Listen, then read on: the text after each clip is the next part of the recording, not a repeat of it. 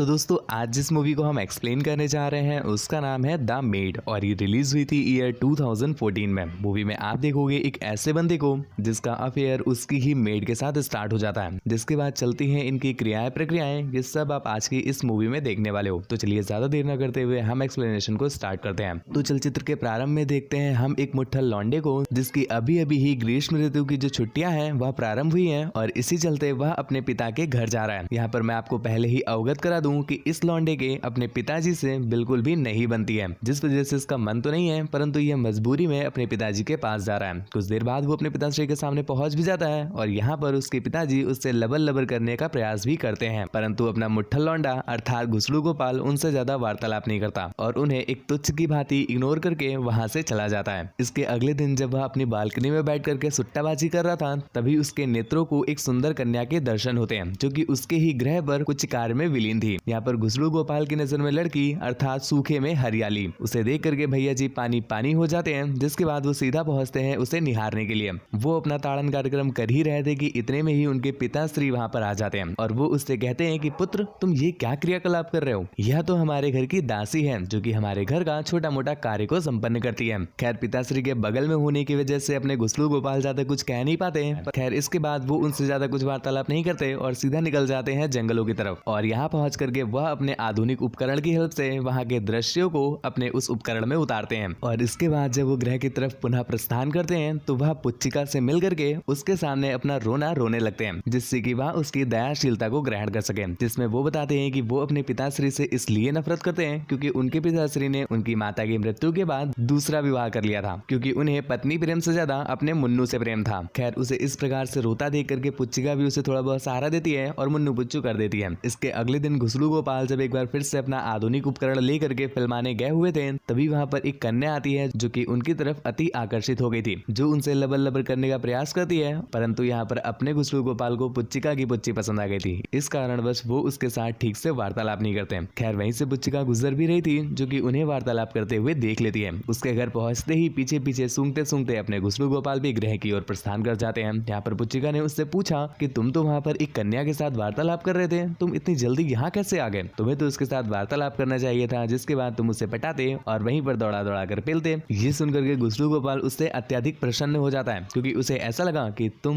बिल्कुल वैसी हो जैसा मैंने सोचा था और वह मन ही मन यह निर्णय कर लेता है कि हाँ दौड़ा दौड़ा करके तो पेलूंगा परंतु उसे नहीं तुम्हें। और अगले दिन वह एक बार फिर से पुच्चिका के पास आकर के अपना रोना रोने लगता है, जिस पर पुच्चिका भी बेचारी पिघल जाती है और वह अपना रोना स्टार्ट कर देती है, जिसमें उसने बताया कि कुछ वर्षों पूर्व उसका भी एक पुरुष मित्र हुआ करता था अर्थात बॉयफ्रेंड हुआ करता था। जो सब करते हैं उसने भी किया वही, परंतु गलती ये हो गई कि उसने छोड़ दिया दही, जिस वजह से पुच्चिका हो गई प्रेग्नेंट और उनका हो गया एक बच्चा। परंतु आखिर में उस पुरुष मित्र ने पुच्चिका के साथ छल कर दिया, जिस वजह से उनका पुत्र भी उनके साथ नहीं रहता और बेचारी पुच्चिका अकेली हो गई। और दोस्तों यहाँ पर हमें समझ में आता है कि जिसे देख करके तुम इतना ज्यादा एक्साइटेड हो रहे थे मेरे भाई, इसकी उम्र 40 साल है। मतलब कलयुग देख रहे हो तुम। आजकल लड़कों का दिल भी कंफ्यूज हो जा रहा है कि आंटी पर आए कि लड़की पर आए। खैर इसके अगले ही दिन घुसलू गोपाल के जो पिताजी थे अपने कुछ कार्य के सिलसिले से घर से चले जाते हैं, जिस वजह से घर पर बचे तो बस घुसलू गोपाल और पुच्चिका। यहाँ पर पुच्चिका उसे अकेला पा करके उसे समझाने का प्रयत्न करती है कि जो तुम्हारे पिताजी हैं वो तुमसे अत्यधिक प्रेम करते हैं, परंतु तुम उनके साथ इस प्रकार से वार्तालाप क्यों करते हो? जिस पर घुसलू गोपाल इस बात का उत्तर तो नहीं देता, परंतु वह चला जाता है अपने कक्ष में। हमें लगा कि शायद उसे दुख हुआ होगा इसलिए अपने कक्ष में चला आया है, परंतु यहाँ पर हम क्या देखते हैं कि वो पुच्चिका की छवियों को देख करके रगड़म कार्यक्रम करना स्टार्ट कर देता है। उसी दिन घुसलू गोपाल अपने कक्ष से बाहर देखता है कि जो पुच्चिका है उसका जो पुरुष मित्र है अर्थात जो पहले वाला बॉयफ्रेंड था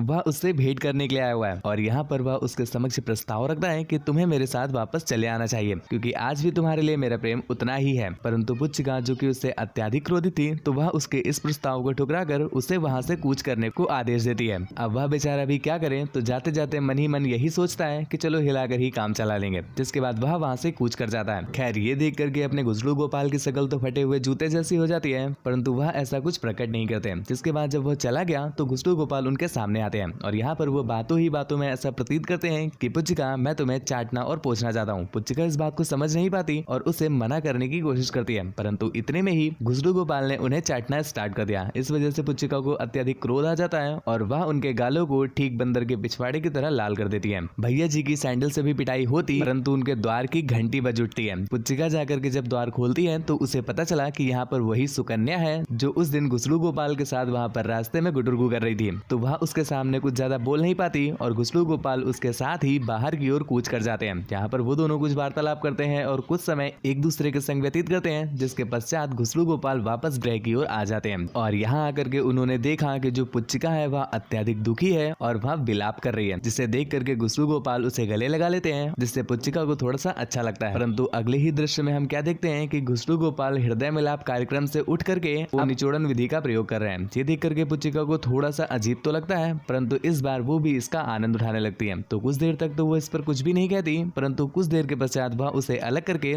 दूसरे कक्ष में जाकर के बैठ जाती है और उन्हें सूंघते सूंघते अपने गुसलू गोपाल भी वहां तक पहुंच गए। यहाँ पर पुच्चिका उन्हें समझाने का प्रयत्न भी करती है कि बउआ तुम अभी मेरे बउआ जैसे हो, परंतु गुसलू गोपाल कुछ सुनना ही नहीं चाहते थे, जिसके बाद पुच्चिका एक बार फिर से विलाप करने लगती है। तो इस पर गुसलू गोपाल ने उन्हें एक शायरी सुनाई, वो ये है, बहुत निकाल लिए आंसू नेत्रों से, अब मुझे भी जरा कहीं और से निकालने दो, बहुत दिन हो गए सुई में धागा नहीं गया, तुम बैठो मुझे डालने दो, भारी हो गए हैं तुम्हारे सीने के बोझ, अब रुको जरा मुझे संभालने दो, पुच्ची भी हो गई है मायूस, मैं खेलूं जरा मुझे पुचकारने दो, बाबू अब तुम रुको करने दो मुझको प्यार, अब मत रोको मुझको यार, बचपन से हूँ मैं बेकरार, किसी ने नहीं कराया गहरी गुफा का दीदार, बीत गए सालों और चली गई कितनी सरकार, पर किसी ने न कराया मुझको दीदार, अब जो देखा तो बोला कुतुब मीनार, जल्दी से कर लो यूज अपना हथियार, अगर ना हो रहा हो तो काट के डाल दो उसका आचार। और उसकी ये शायरी सुनकर के पुच्चिका उससे अत्यधिक प्रसन्न होती है, जिसके बाद वो दोनों वहीं पर पेलन कार्यक्रम करना स्टार्ट कर देते हैं। हालांकि उनका ये पेलन कार्यक्रम पूरी तरह से संपूर्ण नहीं हो पाया था, इसके पूर्व ही जो उसके पिताश्री है वह वापस गृह की ओर आ जाते हैं, इसलिए उसके पिताजी आकर के उससे वार्तालाप करने का एक और प्रयास करते हैं, परंतु एक बार फिर से गुसलू गोपाल उनके साथ अच्छे से बात नहीं करता। पुच्चिका को ये बात पसंद नहीं आती, तो वो एक बार फिर से जाकर के गुसलू गोपाल को इस विषय में समझाती है। तो मेरे भाई ज्ञान की बातें भले ही न समझ में आए, परंतु गहराई दिखा करके अगर ज्ञान की बात की जाए तो अच्छे से समझ में आ जाती है। जिसके बाद गुसलू गोपाल गहराई देख करके इस बात को मान जाते हैं कि उन्हें अब अपने पिताजी से ठीक से बात करनी है। जिसके बाद उसी रात वो दोनों बैठ करके बातें करते हैं और यहाँ पर अपने गिले शिकवे दूर करते हैं। गुसलू गोपाल ने इतना अच्छा कार्य किया है तो पुच्चिका के द्वारा उसके लिए एक टपाटप उपहार तो बनता है, अगले ही सीन में देखने को मिलेगा। खैर अगले दिन हम देखते हैं पुच्चिका उससे अत्यधिक प्रसन्न थी कि उसने अपने पिताश्री के साथ सारे गिले शिकवों को दूर कर लिया, जिसके बाद वह उसे अपने घर में लाती है। मित्रों आपको एक बार फिर से याद दिला दूं कि पुच्चिका एक दासी है और उसका तुम घर देख रहे हो, ऐसा घर तो हमारा भी नहीं है, और मान लो अगर कभी ऐसा होता भी ना तो कसम से मैं नौकर तो कभी ना बनता। खैर लॉजिक लगाने का क्या ही लाभ, लॉजिक की ऐसी की तैसी तो पहले ही हो चुकी है। खैर अगले दृश्य में हम देखते हैं कि घर पहुंच करके वो दोनों कुछ वार्तालाप करते हैं, जिसके बाद उनका ये घुसड़न कार्यक्रम प्रारंभ हो जाता है। और भैया जी हम आपको अवगत करा दें कि इस बार सिर्फ बिजलियां ही नहीं कड़कती हैं, पानी भी बरसता है। खैर इसके बाद जब गुसलू गोपाल वापस अपने ग्रह पर आते हैं तो यहाँ पर वो अपने पिताश्री से मिलकर के अत्यंत प्रसन्न थे, क्योंकि उनके जो गिले शिकवे थे वो दूर हो चुके थे और यहाँ पर जो उनकी छुट्टियां थी वो भी अब समाप्त हो चुकी हैं। जिसके बाद वह सभी लोगों से मिलते हैं और हंसते खेलते हुए अपने वाहन में बैठ करके वापस अपने विद्यालय की तरफ प्रस्थान कर जाते हैं। यहाँ पर हम देखते हैं कि सभी लोग प्रसन्न हैं, स्पेशली उसके पिताजी, क्योंकि जो उनके पुत्र के साथ जो संबंध थे वो अब पूरी तरह से ठीक हो चुके हैं। जिसके साथ ही इस चलचित्र का अंत भी यहीं पर हो जाता है। खैर इतना बुरा भी नहीं है जितना तुम लोग समझते हो, एक 2.5 इंच के छेद ने एक पिता पुत्र के संबंध को ठीक करा दिया, इससे ज्यादा और क्या तुम बच्चे की जान लोगे। खैर चलचित्र तो यहीं पर अंत हो चुका है, तो आपका भी फर्ज बनता है कि नीचे लाल रंग से रंगित जो सब्सक्राइब बटन है उसे आप दबा दबा करके सुझा दें और ऊपर जो लाइक बटन है उसे भी एक बार प्रेस कर दें। एक ही बार करना, 2 बार मत करना। खैर मुझसे वार्तालाप करना चाहते हैं या फिर मेरा मुख दर्शन करना हो तो मुझे इंस्टाग्राम पर अनुसरण करके आप संदेश लिख सकते हैं। आज के लिए बस इतना ही,